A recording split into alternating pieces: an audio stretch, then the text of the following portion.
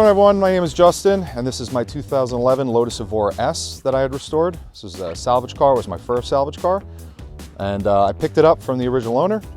It was a cherished buyback off of an auction site. It sat for 2.5 years in a barn, and I figured I would build it into my dream car.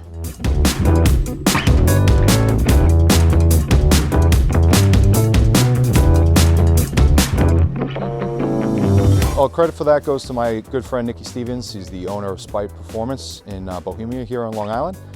And basically he just said, look, I saw you did a lot of work to your car. He admired that, and he wanted me to submit it into some kind of contest. And so, being that this was one of my firsts for a lot of things, it was my first Lotus, first salvage, also my first YouTube video series, I figured I might as well enter in my first contest as well.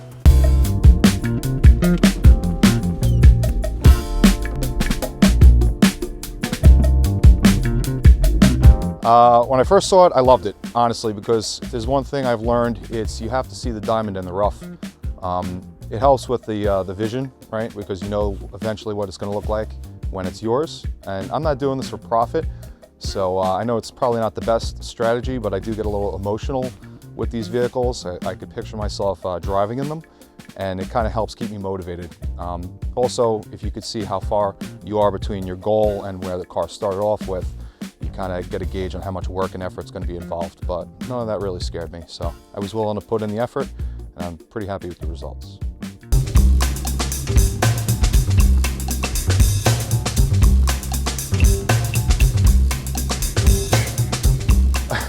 All right, well, it's kind of funny. The second day I was having second guesses on if this is the right choice. Not for something I thought I would have expected either. Basically because of the fact that the car sat in a barn for 2.5 years, essentially uncovered. The windshield was smashed, the windows didn't work, and unfortunately there was a lot of vermin that made their way into it. And so I picked up the first floor mat when I was trying to detail the car, and I saw a few big cockroaches scurry away and disappear into the dash. And so wasn't really intended, but that just goes to show that you never know what to expect. A lot of surprises with salvage cars. But yeah, I had to detail it. I had to gut the interior, get that all out of the way first before I did any actual repairs. And then I moved on to the subframe. If you know anything about Lotus, back with the Elise, they started using aluminum anodized chassis, and they would bond it together with epoxy and use rivets for peel strength. And so I originally anticipated being able to box out the subframe and then repair it. But if you know about aluminum, you weld it, it loses half of its strength.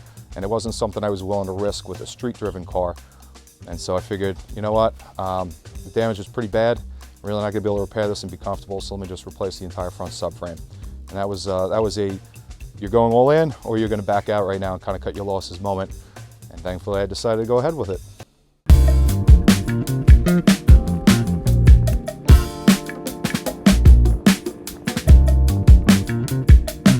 Yeah, if you know about Lotus, these parts are getting harder to come by every day, especially with the Evora being a discontinued model. I wasn't really expecting that at first, but had a couple of misfortunes with eBay. There was a front subframe that I'd purchased to replace the one that was in this, and I wasn't told that it was through a fire, so had to return that one.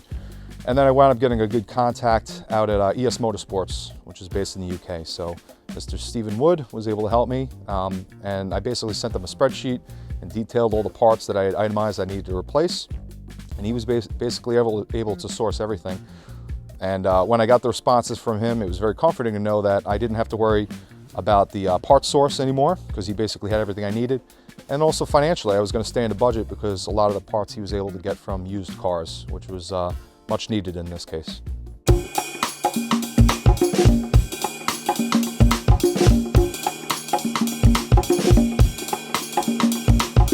Probably most proud of the interior, actually, of all things. As I had mentioned with the mishap with the pests inside the car, I had to gut the interior. So basically I had to strip everything down and get it reupholstered. And you know, since you're going to be spending the majority of the time inside the car when you're driving it, it's important that the looks outside are good, aesthetically pleasing, but you really want it to be something special when you're sitting in it. For something like this, that's going to be a dream car of mine, right? And so did a really good job with the interior, I think. And then I also went ahead and did a proximity key start.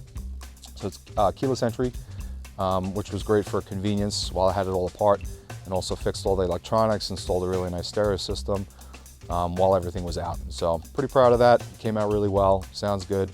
very comfortable, it smells nice, so.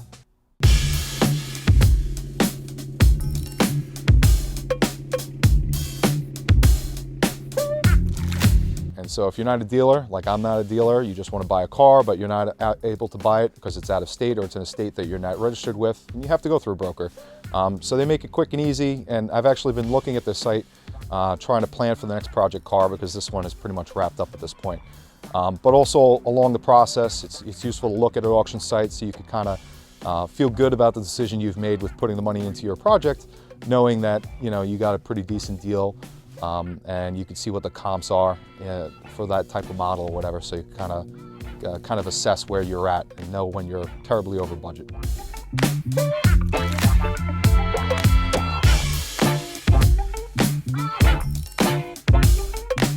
If I could do anything differently, I'd probably do a better job with the paint match. Unfortunately, this car was a custom ordered paint. It's a Bordeaux color, and because of that, it was very hard to find a paint match. So I did quite a few spray outs with the paint booth, and it didn't look at it in all the different lighting conditions. Being how I had painted the front clamshell and the front bumper separately from the body, doesn't match perfectly. But I'll get that fixed this summer.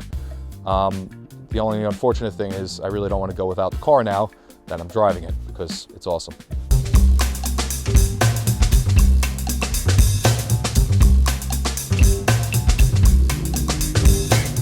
Well, this was my first salvage car. I've had well over 100 cars. I've been wrenching for about 25 years. I really like cars in general. It taught me not to be afraid of salvage cars. I've always been hesitant to buy one to get into it, and I certainly never really considered an auction. But it's a really good entryway for somebody that wants a car of a specific type to get in and put the effort in to make it what they want it to be. And so in this case, I couldn't afford a brand new Evora, and I had to build it, and it worked out.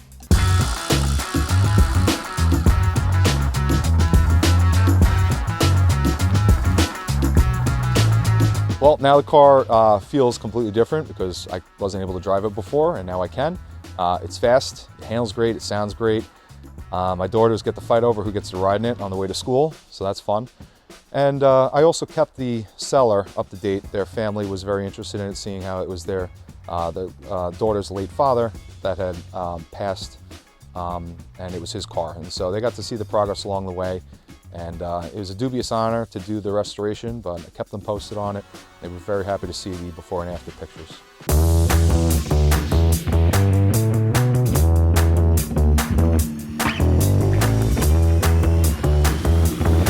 If you're thinking about rebuilding a salvage car, do it. Seriously, I'm a nobody. I'm nothing special.